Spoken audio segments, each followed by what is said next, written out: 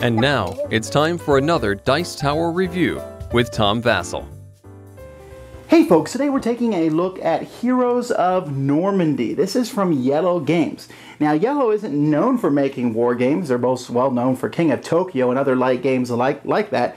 But this one is a full-fledged light war game. And actually, it's almost a miniatures game in a box. There's really quite a bit. This box is considerably heavy. Let me show you a little bit about how the game plays, and we'll be back.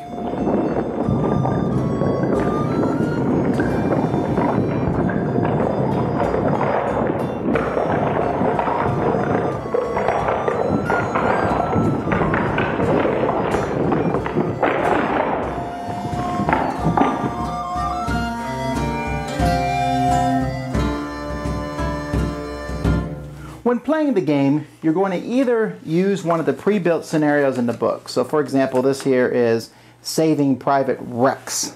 You're saving a dog. But there's multiple scenarios in the book, and at the end of the book there's actually quite a bit of detail on how to make your own scenario. And there's quite a few boards. I believe there's 6 boards and they're double-sided, and you have different terrain, but the game also comes with terrain that you can place on top of the board. And one of the cool features of this game is that the terrain tells you exactly what it does. For example here, these trees down here, you can see that they tell you the blue there means for movement. So when you move into those trees, you must stop moving. You cannot see through the trees, and if someone is in the trees, they have a +2 to defensive bonus. Well, infantry has a +2 to defensive bonus. And so that really makes life kind of easy. You'll see that there's some units set up here on the side for the game. But what you're going to do is you're going to take the units that the scenario tells you, or you're going to build a squad based out of points.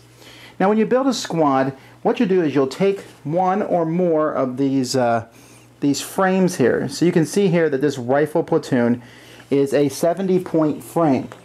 Alright, so when I take this, it's going to give me the 4 units that it mentions on there, which happens to be Lieutenant Stewart, a fire team, a support team, and a 30 caliber. So I get those 4 when I take this.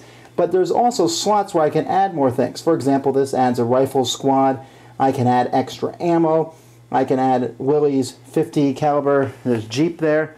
Now when I add these things, I have to make sure that the sides, one of the sides matches up. So that keeps you from making weird combinations. So you have to keep track of that. And also there are also points on them if you're making a point-based game.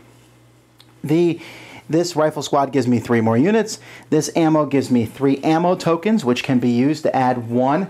I can spend those to add 1 to a roll. And this here gives me this Jeep vehicle that I can move on the board. And so players will have these. As the game progresses, you'll notice there's X's on these.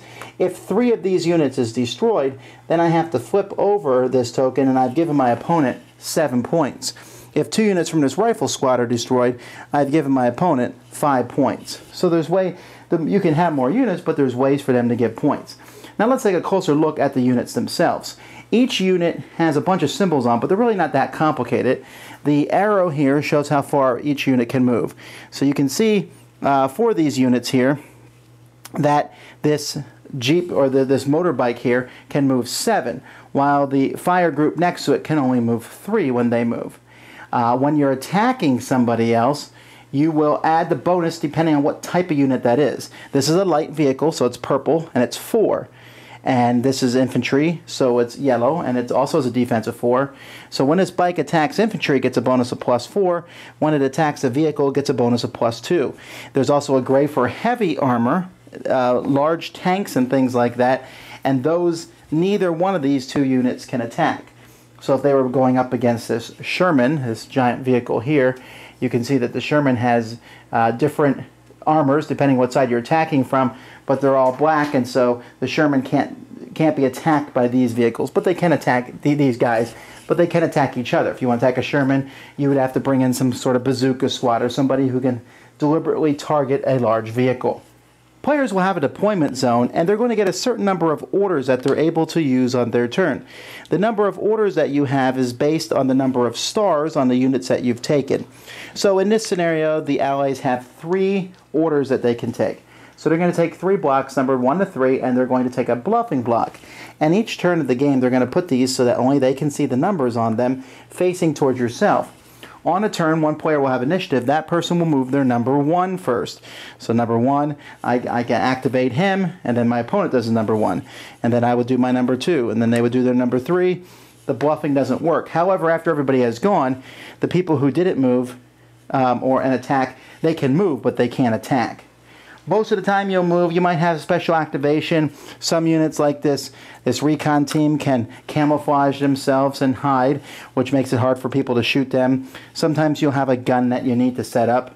And sometimes you're going to want to shoot at people. If you shoot, you can't move. So you just have to shoot. You roll a die, and you will add that die to your bonus, and you will hit them if you're over it. And when you hit somebody, you look at the icon in the corner here, and if it shows that icon, you flip it, which means they are now almost dead. It changes their stats, and if they get hit again, they're dead. And some units, if they get hit, they're just dead instantly. There's also all kinds of special icons on the units, like these guys can deploy outside the deployment zone when coming in. They have the ability to camouflage. Some units have assault, which means if you're next to another unit, you can try to move into them. In that case, you both will roll dice, and the higher die rolls after wins after adding modifiers. The attacker gets 2 dice, but there's other modifiers that can apply too. There's all sorts of special abilities that are located in the book, but what you're trying to do is accomplish your mission, and the book has a whole thing on the back of it here where you can see all the different things that can be possible based on the symbols that are on the units that you have. You're going to keep track of turns over here. Each turn it will switch over to see who gets initiative. So if Allies would go first on turn 1, then the Germans. There's going to be a certain number of turns as the game progresses, but never more than 8. This exclamation point, some of those might be there. When you get to one of those, something might happen. Maybe more units will show up, or something will occur during the course of the game. Players will also have a deck of cards that they can customize, or certain cards may not work with some of the scenarios, and these cards can be played, well, basically when it says, and you will draw up to 4 at the end of your turn. So here you can ignore rough terrain when moving into it. Here you can shoot with having to turn over to your visible side. Here you add 1 when you're shooting at somebody else. Here you can reactivate a unit a second time. Here you can, when you get hit, you can fall back, but take a suppressed fire, and that's another thing that's in the game. You can, instead of shooting someone, you can try to just do suppressed fire. It's easier to do, and they're -2 for other people who shoot at them. Honestly, there's a ton of stuff that comes in this game. These are just the ally units. It's essentially getting a bunch of miniatures in the box. Here I have a Sherman tank, and here I have a Greyhound, and here I have an Oddball. You can have heroes in your mix. Here is Clint. Okay, he's a hero, and he comes with special abilities that you'll be able to use. You can take him. And so there's all sorts of cool things you can do as you build your army, and you'll draw cards, play those cards, and try to accomplish the mission. The mission I'm showing you here, there's this dog that's running around, and the Allies have to capture the dog and bring him back to the general, and the Nazis basically just have to stop that from happening and try to blow up as many Americans as they can along the way. Some missions are just going to be blow up the other people. The very first mission is go in and recover some documents and bring them back. And you can have really big games of this. There's enough initiative markers to go up to 10, so you can see there's a lot going on. And that's basically just a simple overview of how the game works. Now really, this game takes about 30 minutes to play. The bigger scenarios take longer. On some of the ones that had multiple boards, we took closer to an hour, but it's really not that difficult. The game is incredibly simple to play. I would argue that this rulebook does not make it seem so.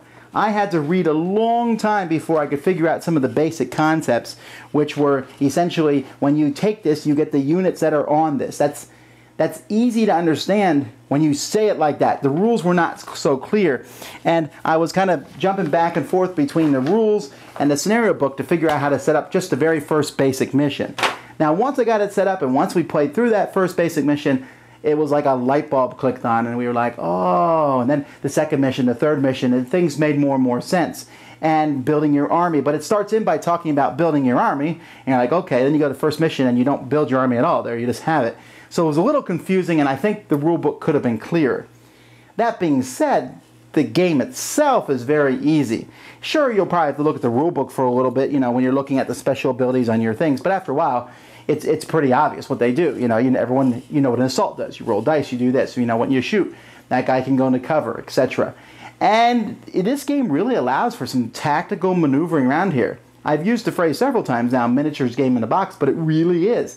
There is a lot in this one box, and I know they have plans to do more. And this is pretty good. I was very impressed with just how much I got into the scenario. This to me felt like ASL, Advanced Squad Leader, for me. I never want to do all that numbers, rejiggering, and figuring out all how the different things work and look at this chart and that chart. I just want to get down and play. And that's what this game lets me do. And it lets me do it on a squad level. Very simple. People get shot. They get killed. You move around. You got to be very careful. There's a lot of card play, which I like. And I really like the fact that you can customize your deck. So you can bring in the cards that you think will help you. Maybe I want a card that gives me an extra order. Maybe I need the cards that give me the bonus on shots. Maybe I need the card that when I do get shot, I can fall back instead of dying. The ideas in this game are really cool. And so I'm a big fan of it. It's certainly fun and has a system that I've only begun to scratch exploring. Like I said, my only negative thing here is that I thought the rules could have done a better job at explaining it for new players. But I will say that once you get it done, it's great. The artwork on the tiles, sure, miniatures would be cooler, but the artwork is very well done, and it's easy to sit around and play, and, you know, it's kind of interesting to see what will be next. So that's Heroes of Normandie. Thanks so much for watching the Dice Tower videos. Find more great videos and reviews, as well as our top-rated audio podcast at Dicetower.com. You can also find other great shows at Dicetowernetwork.com. I'm Eric Summerer, and you've been watching The Dice Tower. The Dice Tower is sponsored by Cool Stuff Inc., where you can find great games for great prices. Cool stuff in stock. Check them out at CoolStuffInc.com. Shut the door!